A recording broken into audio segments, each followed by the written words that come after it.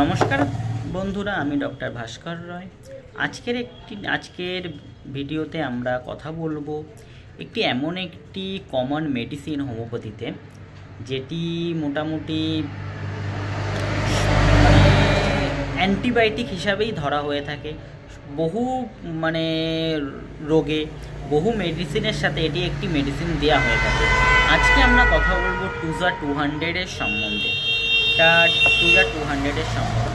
টুজা এমন একটি ওষুধ যেটি নিজের তো এর ঔষধিক গুণ আছে, নিজের কার্যকারিতা তো করবেই, প্লাস অন্য মেডিসিনের কার্যকারিতাকে বাড়িয়ে দেয়। টুজা সাধারণত আমরা ব্যবহার করে থাকি যে কোনো ধরনের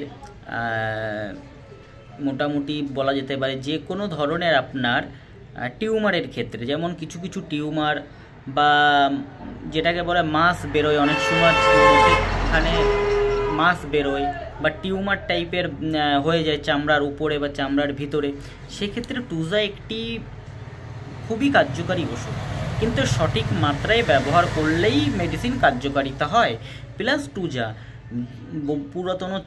পুরাতন চর্মরোগ, চুলকানি, দাঁত খাঁজা, অ্যালার্জি ক্ষেত্রেও টুজা ব্যবহার করা হয়ে থাকে। অন্য মেডিসিনের সাথে ব্যবহার করলে এটার ইফেক্টিভ বেড়ে যায়, মেডিসিনটি খুবই জলদি তার কার্যকারিতা সম্পূর্ণ করে। তারপরে বলা যেতে পারে যে টুজার তো বহু গুণ আছে। টুজা 200 আপনি গ্যাসের কেউ যদি প্রচণ্ড পরিমাণে গ্যাসে ভোগে, অন্য মেডিসিন খেয়ে ঠিক হচ্ছে না, তখন অন্য মেডিসিনের সাথে টুজা ব্যবহার করলে ভালো ইফেক্ট পাওয়া গেছে। তারপরে প্রচণ্ড পরিমাণে মাথা ব্যথা, জ্বর, সেক্ষেত্রেও টুজা ব্যবহার করা হতে পারে, টুজা ব্যবহার করা যায়। টুজার একাধিক গুণ আছে, কিন্তু যে কোনো মেডিসিন খাওয়ার আগে অবশ্যই একবার ডাক্তার ফিজিশিয়ানের সাথে ভালোভাবে কথা বলে খাওয়া উচিত।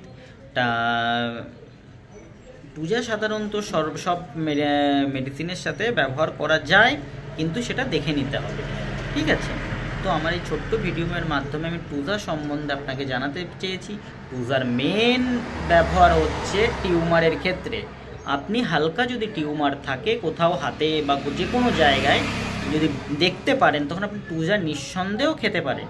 টুজা খেলে আপনার সমস্যাটা সমাধান হবে, কিন্তু অতিরিক্ত মাত্রায় খাবেন না।